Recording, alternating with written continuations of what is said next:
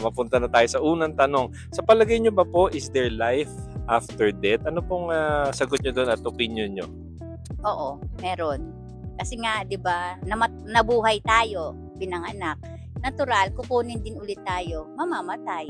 Tapos mabubuhay, magre-resurrect. Sasama tayo kay Lord. Ayun. Ang galing Ang galing. Sabi niyo po kanina, Catholic kayo? Apo, Roman Catholic. Thank you. Ang galing. Ganda. Ganda na sagot niyo. Kayo po, Ate Evelyn. Pagkakaunawa ko kasi may langit at impyerno, di ba? Once na tayo po ay namatay, syempre hindi man natin alam kung saan tayo pupunta, di ba? Sa impyerno ba o sa langit. Pero pag tayo po ay may pananampalataya sa Panginoon, di ba? For sure na yon, di ba, na sa langit tayo pupunta. Pero pagka tayo walang pananampalataya sa Panginoon, di ba, oo, sa impyerno tayo pupunta. At naniniwala ako, yung kaluluwa kasi natin, yung soul natin, yun ang magkakaroon ng panibagong buhay. Di ba? Magkakaroon tayo uli ng panibagong buhay sa Panginoon. Kasi kung sa impyerno, di ba ano yan yung buhay na, ano ba yun, yung walang kamatayan din kasi doon di ba? Pero sa langit, ganoon din, wala din tayong kamatayan, pero nasa piling tayo ng Panginoon. Pero sa impyerno, ang kapiling natin doon, puro pagdurusa tayo doon. Kaya nga, life after death, di ba? Kaya tinatanong dito, is there life after death? Yes, di ba? Totoo yun, meron tayong life after death. Kaya lang hindi natin alam kung sa impyerno tayo sa langit. Pero para sa akin naman, kaya nga meron tayong, habang nabubuhay tayo, dapat gumawa tayo ng kabutihan para meron tayong hihintayin pag tayo namatay na. Hindi, sa number 2 yan. Sabi rito. Number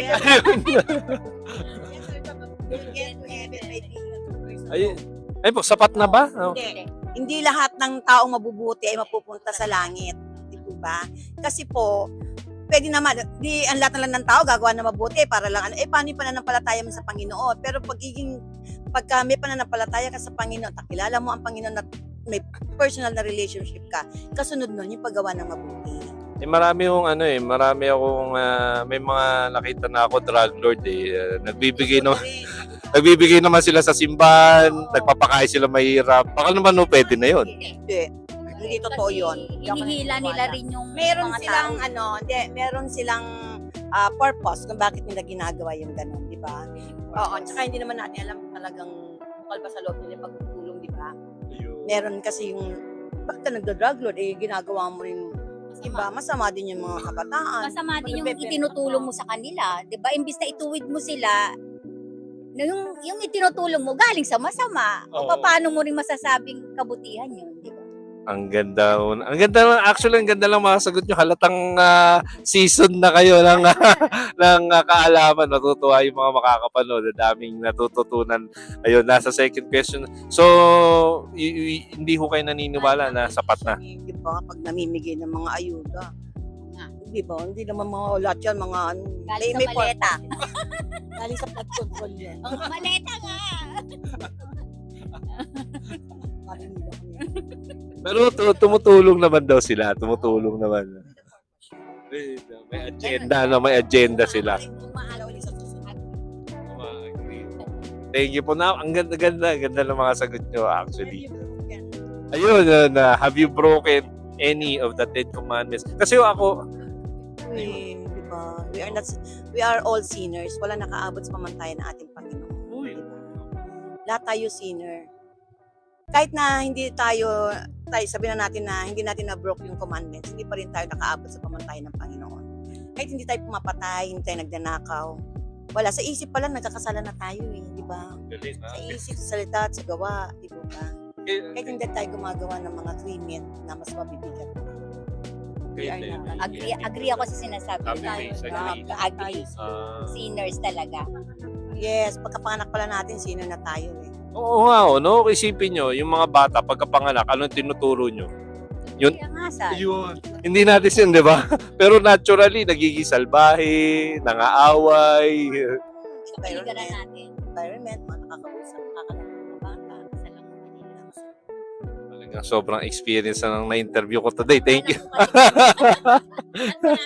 at nag-a-admit na ano ang tawag dito? Honest interview. Wala tayong kasalanan. Talagang makasalanan tayo habang nabubuhay. Kailangan lang natin magsisi.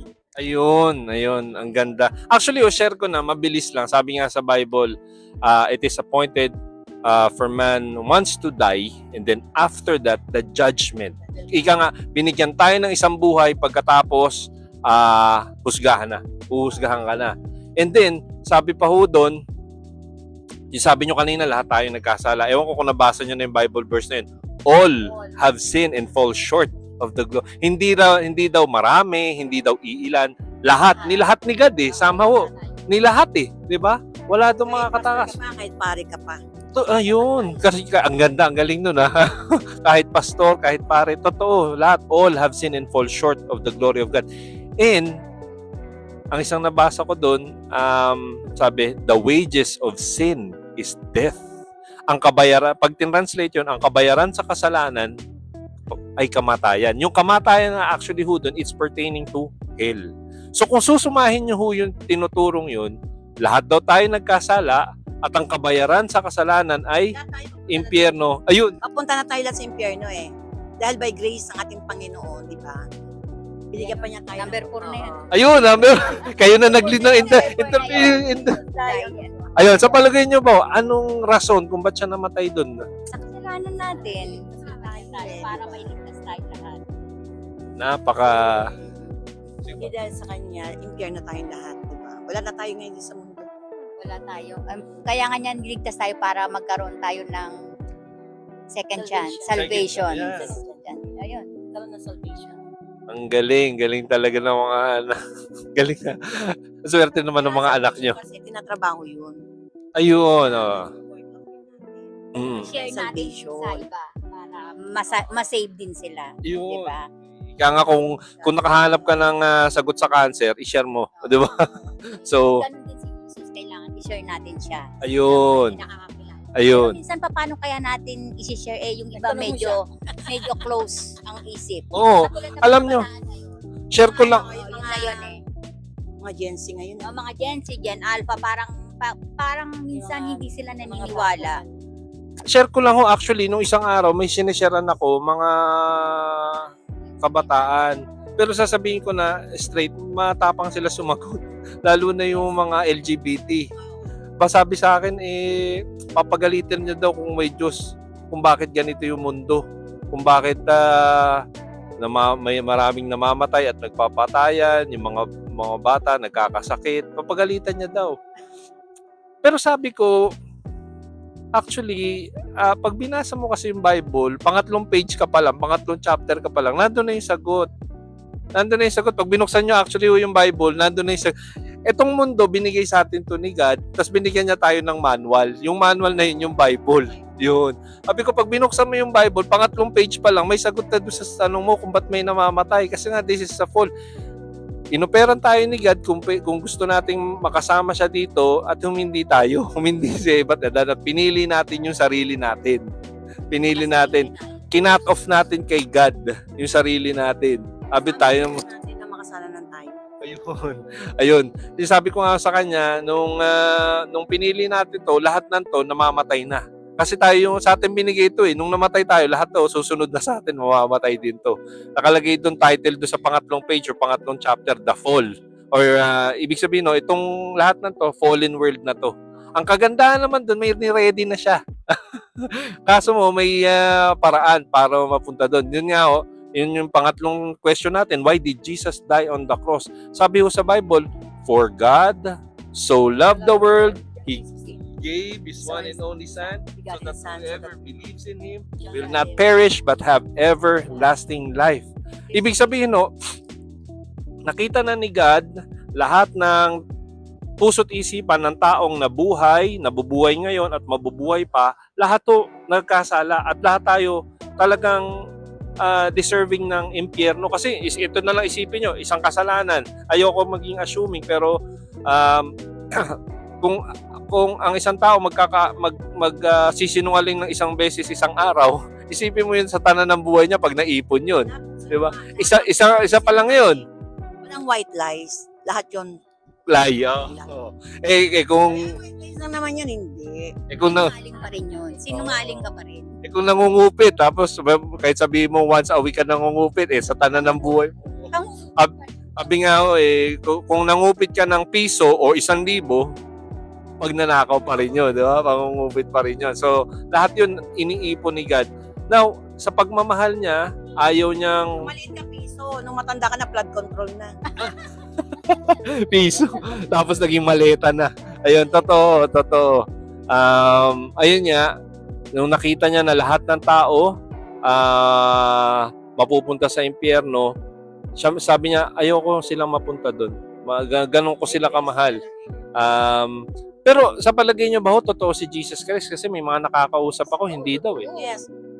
Holy Spirit Totoo siya. Totoo. Ayun, actually, isa sa mga evidence, share ko na rin sa inyo na totoo si Jesus Christ. Bilangin lang natin kung anong date na ngayon, 26. Yun, 2026 na. Pag nag-open na, dati nag-aaral ako dyan sa UMAC, nag-open ka ng history book, makikita mo dyan sa libro, BC, history book.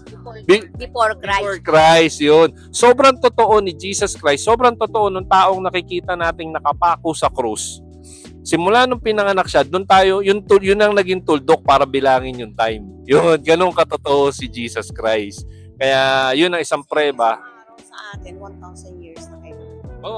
One day to us is 1,000 years to God, and 1,000 years to us is a one day to God. Actually, timeless siya kasi nasa labas siya ng creation niya. At pwede rin naman siya maglabas-pasok. Anytime. Oo.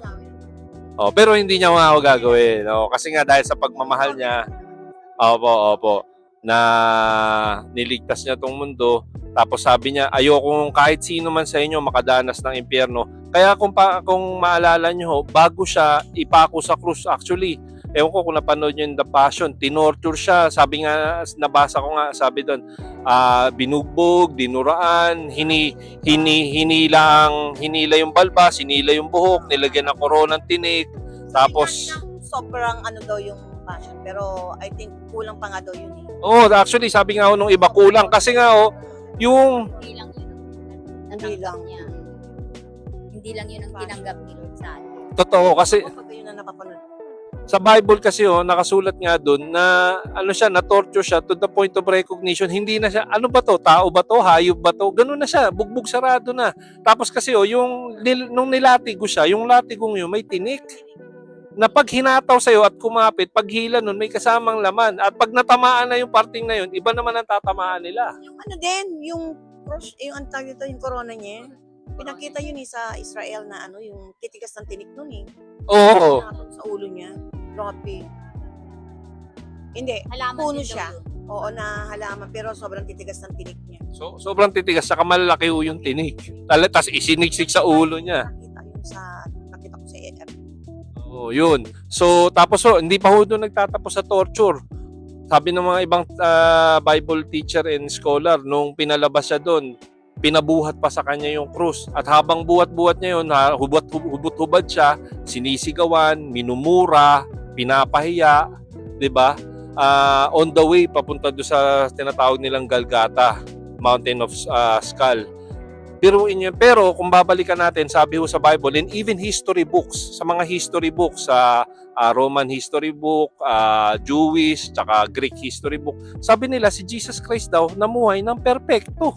Isipin niyo yun, naging mabuti siyang anak, naging mabuti siyang kapatid, naging mabuti siyang kaibigan, and even to the point of death, nung pinapatay na ho siya, isipin nyo, pinapatay ka na, tinotorture ka na ha, sabihin mo pa doon sa pumapatay sa'yo, Father, forgive them, for they do not know what they are. Ganun, perfecto talaga si Jesus Christ. Tsaka, again, ano bang ginawa niya? Nagpagaling ng pilay, nagpagaling ng bulag, bumuhay ng patay, nagpakain ng libo-libo. Walang makitang sa kanya. Kaya nga yung mga persecute sa kanya, yun yung mga taong pinagaling niya, yun yung mga taong tinulungan niya, yun yung mga taong pinakain niya. Actually, yung mga taong niligtas niya. yun. Actually, tayo yun. Makasalanan sa kanya. Ang rason naman talaga kung ba't siya namatay, hindi dahil sa kasalanan niya. Noong namatay siya, may transaction na nangyari. May nag-transaction na nangyari doon. Explain ko lang.